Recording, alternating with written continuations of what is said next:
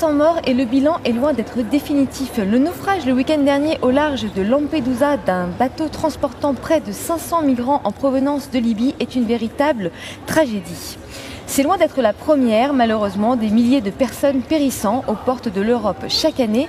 Mais pour les habitants de cette petite île italienne, il serait bien que ce soit la dernière. Depuis quelques jours, c'est l'Europe qui est pointée du doigt. Ses insuffisances, son incapacité à gérer le flux des migrants à ses frontières, à gérer l'accueil des réfugiés et des demandeurs d'asile sur son territoire, sa tendance à laisser les États se débrouiller seuls. Après la réunion des ministres des Affaires étrangères, mardi 8 octobre, c'est le président de la Commission européenne, José Manuel Barroso, et la commissaire en charge de ce dossier, Cecilia Malmström, qui se sont rendus hier à Lampedusa sous la huée des citoyens habitant l'île. Et c'est la politique en matière d'immigration et d'asile qui est entièrement remise en cause cette semaine. Le Parlement européen, qui était en plénière, a bien sûr débattu de ce sujet et c'est le dossier de toute l'Europe en débat pour lequel j'accueille Sylvie Guillaume. Bonjour. Bonjour. Vous êtes députée française, socialiste, vous êtes membre de la commission Justice, Affaires intérieures et Liberté. Vous êtes au cœur de ces dossiers toute l'année. Face à vous, Suzy de Martini.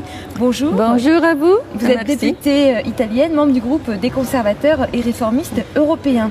Alors Madame de Martini, on a vu l'accueil réservé à Monsieur Barroso, à Madame Malmström hier sur l'île de Lampedusa, des huées, des cris des citoyens. L'Italie se sent abandonnée par l'Europe sur ces questions d'immigration? Oui, je pense que, comme a dit Barroso hier, l'aide à l'Italie doit être concrète. Pas seulement financier Frontex avec de petites monnaies, mais il faut donner l'argent directement à l'organisation internationale qui doit envoyer des navires près de la côte de ces pays et pas donner directement l'argent, beaucoup d'argent à ces pays qui sont la cause originaire de ces problèmes. Je pense qu'à l'Égypte, à la Libye, on a donné, comme l'Union européenne, 5 milliards d'euros. Et la Cour de compte européenne, on a dit qu'1 milliard de ces argent est allé dans la corruption. Vous avez l'impression que les autres pays membres de l'Union européenne, les pays peut-être du Nord, se sentent moins concernés par ces questions que l'Italie, la Grèce, même l'Espagne ou la France, qui sont finalement une porte d'entrée au sud pour les migrants qui viennent d'Afrique du Nord notamment? C'est comme ça. Et Frontex utilise des millions d'euros, 20 millions utilisés seulement pour payer les salariés des fonctionnaires qui sont confortablement assis dans un bureau à Varsovie pendant que les gens continuent à mourir. Vous partagez ce bilan, Madame Guillaume. Frontex existe, on le sait, donc c'est le mécanisme de protection des frontières. Aujourd'hui, vous considérez que Lampedusa, c'est l'insuffisance de Frontex qui est mise au grand jour? Je crois surtout que quand on parle d'une tragédie pareille, commencer par l'entrée financière est une très très mauvaise entrée. D'abord parce qu'il faut savoir de quoi on parle. Frontex, c'est une agence européenne qui est chargée de la surveillance des frontières extérieures. Frontex n'est pas chargé de faire la politique migratoire de l'Europe, ce qui est du rôle à la fois de la Commission bien sûr, mais du Parlement européen et des États membres. Donc il faut mettre les choses dans le bon sens. La tragédie de Lampedusa n'est pas une question d'argent, d'où il part et d'où il arrive. C'est de savoir comment il est utile et pourquoi. À quel argent et à quelle destination on consacre l'argent.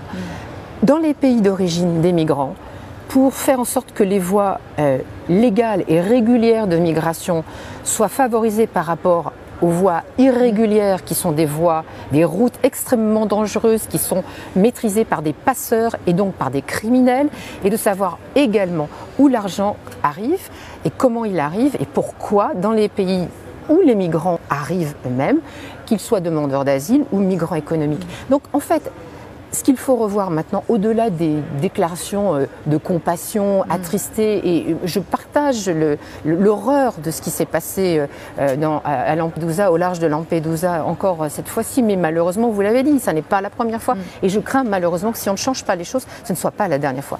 Donc, il faut reprendre les choses dès le démarrage. Les méthodes qui ont été utilisées jusqu'à présent ne fonctionnent pas, c'est une évidence. Il faut donc revoir une politique migratoire tout à fait coordonnée et solidaire pour l'avenir. Oui, mais je dis qu'il faut envoyer des navires près de la côte de ces pays qui puissent accueillir les migrants là-bas. Mais ça veut dire qu'on donner la monnaie. On prendrait en considération les questions d'asile, des réfugiés qui ont à craindre. Mais est-ce qu'il y a quand même une grande partie de réfugiés, entre guillemets, de migrants économiques qui viennent pour des raisons économiques et pas forcément pour des raisons de danger. Donc on coupe quand même, on ferme de cette manière beaucoup plus l'Europe à ces migrants qu'actuellement. Oui, mais il faut décider que chaque pays il doit prendre un numéro. Un nombre de migrants. Pas l'Italie seulement. Oui. Donc il y a cette question du partage de la charge. L'Allemagne aussi. Hein? Il faut là aussi être précis. Parlons, puisque c'est le cas maintenant, parlons de la question de l'asile. Madame Martini dit, en gros, il faut permettre aux gens de demander l'asile en dehors de l'Europe. Petit A. Petit 2, Madame Martini dit, il faut qu'on se répartisse les demandes d'asile dans l'Europe et que ça ne soit pas seulement l'Italie. Elle part d'un constat juste qui est, les pays aux frontières de l'Europe ont une pression et une demande d'asile qui est plus importante. Attendez la suite. Et 2, elle part aussi d'un autre constat juste qui est qu'on devrait pouvoir demander l'asile en dehors des frontières européennes, ce qui n'est pas le cas maintenant. Petit 1, les États membres ont tous refusé. Madame, on vient de réformer toutes les procédures et tout le paquet asile. C'est le fameux paquet Dublin. La question de Dublin a été posée. Tous les États membres, quasiment sans exception, ont refusé qu'on puisse faire une demande d'asile en dehors du premier pays d'accès. Donc, cessons d'enfoncer les portes ouvertes. On peut se raconter des histoires pendant encore des années et des années. Pour l'instant, ça n'existe pas. Il n'y a pas la volonté pour les États membres. Deuxièmement, il n'y a effectivement pas possibilité pour l'instant, parce que les États membres ont refusé, que les personnes qui nécessitent une protection puissent le faire en dehors de l'Union, là où elles arrivent. Dernier élément, dans ces conditions, pourquoi il y a aussi autant de blocage sur les phénomènes, sur les dispositifs de réinstallation? La réinstallation, c'est très simple, d'une certaine manière. Il y a des gens qui sont bloqués dans un camp ou qui veulent partir, dont le HCR, qui est quand même une organisation absolument incontestable, dit qu'ils ont besoin d'être protégés. Et les États membres disent, normalement, je peux prendre tant et tant et tant de centaines de personnes. Ils ne le font pas. Ils ne le font pas, madame. Pourquoi? Donc, pourquoi? Mais posez la question aux différents États membres. J'ai posé la question hier. Ce que je veux dire dans la plein air, j'ai posé la question, c'est terrible. Il faut cesser l'hypocrisie sur tous ces sujets. C'est totalement hypocrite. Et alors, pourquoi l'Italie ne pousse pas, je pose la question, je me fais un peu l'avocat du diable, mais l'Italie, la Grèce, l'Espagne, pourquoi est-ce que ces pays ne poussent pas pour réformer ce système qu'on appelle Dublin, qui est un système, rappelons-le, qui stipule que la demande d'asile doit se faire dans le premier pays d'entrée? Pourquoi ces blocages du côté des gouvernements? Moi, je vais pousser pour réformer la question. J'ai dit ça hier dans la plein air. C'est très important que la question soit réformée tout de suite. Tout de suite.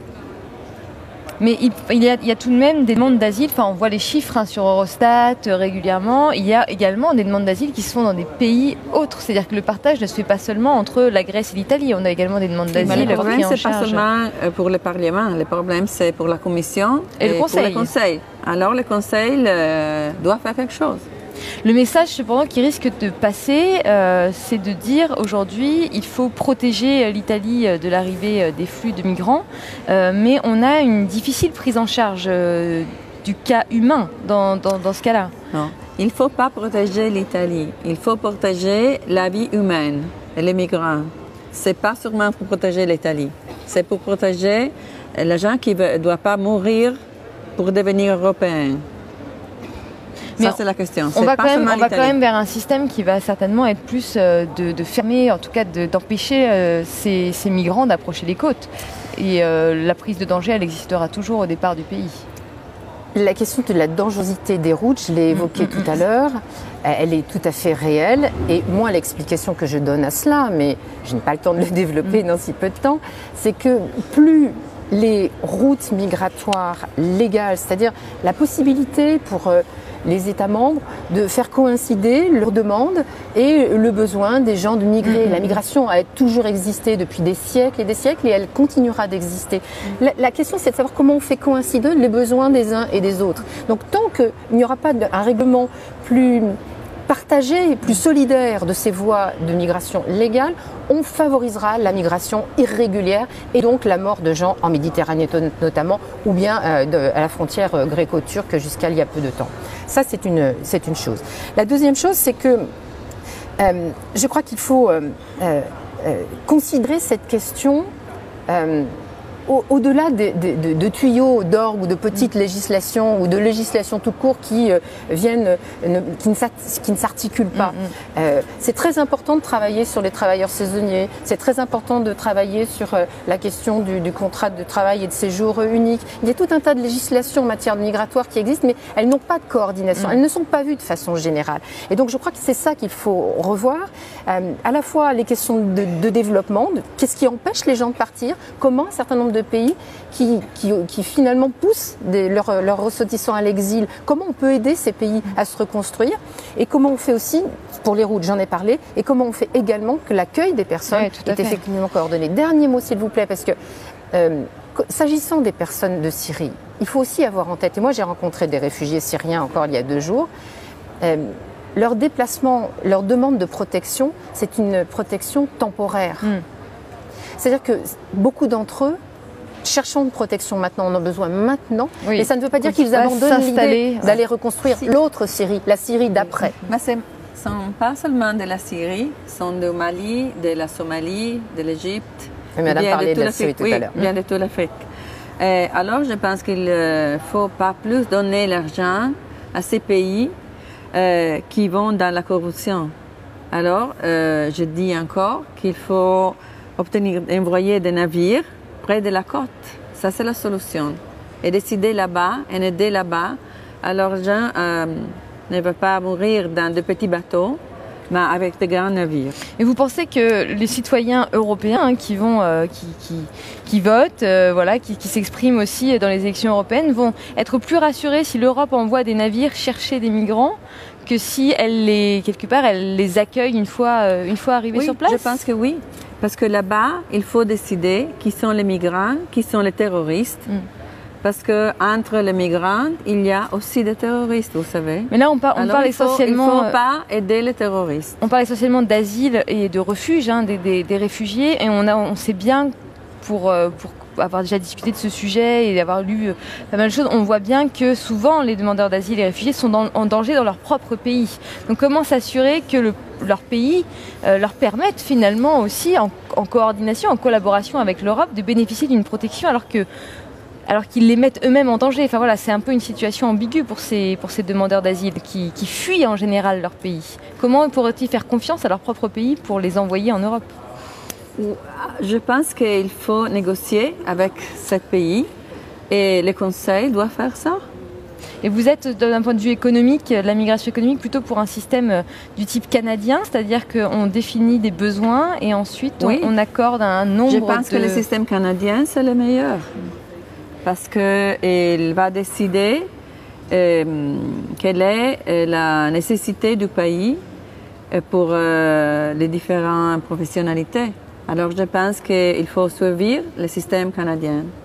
Bon, on sait que là, les citoyens vont attendre beaucoup de l'Europe. On est en période préélectorale. Si on parle, pour finir, un peu de ce que l'Europe peut dire aujourd'hui pour faire en sorte que ce sujet soit peut-être réglé, et on sait à quel point ça va être un sujet central des élections à venir. L'immigration, c'est nationalement ou au niveau européen, c'est toujours un sujet central. Sylvie Guillaume, pour finir, vous attendez quoi? Quel est selon vous le message que doit passer la Commission, le Parlement, face à ce drame de Lampedusa pour rassurer les citoyens si c'est possible? Vous avez raison, les questions de migration, d'asile sont souvent agitées comme un chiffon rouge parce qu'elles servent aussi parfois à camoufler ou à masquer d'autres types de débats. Le vrai débat dans tout ça, c'est la question de la crise, de l'impact de la crise sur nos sociétés occidentales et européennes. Par comparaison, dans un monde où... dans une Europe de croissance et qui assume ces enjeux économiques, je pense que la question de l'arrivée en France, par exemple, de 60 000, 57 000 demandes d'asile serait totalement marginale. Mais la crise existe et du coup, elle est agitée. Cette question est agitée par un certain nombre de forces, notamment extrémistes, comme étant véritablement la capacité à créer des boucs émissaires bien faciles. Donc je pense qu'il faut d'abord, évidemment, poser le débat, éviter de se jeter des anathèmes à la tête qui finalement ne règlent absolument rien, la vie ou la mort d'un certain nombre de personnes.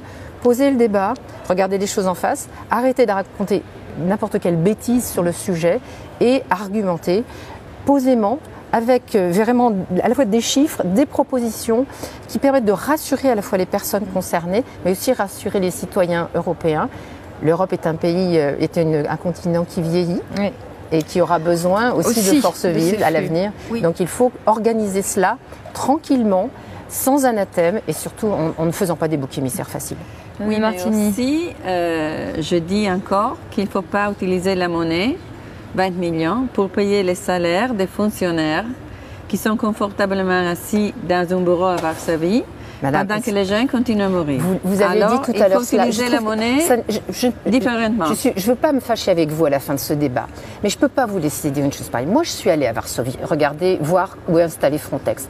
Mais la partie qui organise l'activité de Frontex est marginale par rapport aux gens qui sont justement sur des bateaux, qui sont en mer, qui vont effectivement accueillir des gens qui sont dans des barcasses qui traversent la Méditerranée. Et moi, je ne peux pas admettre que vous qualifiez de confortables des gardes-frontières qui sont en mer et qui bataillent pour aller récupérer des gens en mer. Ça, je ne peux pas accepter ça, ça, c'est 20 millions contre 5 milliards d'euros et 1 milliard pour la corruption. Alors, je pense que les nombres sont très différents. Alors, il ne faut pas jeter l'argent. Il ne faut pas jeter l'argent dans le défaut que je signalais tout à l'heure. Ça, c'est ce que je pense. Si vous lancez dans l'opinion si vous mettez dans l'opinion Frontex, c'est trop de fonctionnaires et c'est de la corruption, vous faites effectivement exploser le débat. Vous prenez la responsabilité de faire exploser. Oui, mais vous le pensez, madame. Je vous demande simplement. Il faut dire ce que je pense.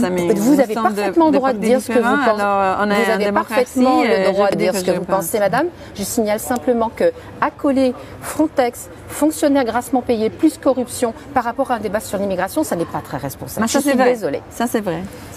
Bon, je vous remercie, Madame de Martini. Je vous remercie, Madame Guillaume, d'avoir participé à ce débat sur Lampedusa. Nous en saurons bientôt plus, puisque la Commission va certainement présenter très prochainement de nouvelles propositions en matière d'immigration et d'asile. En attendant, l'actualité européenne, c'est toujours sur www.touteleurope.eu. Merci beaucoup.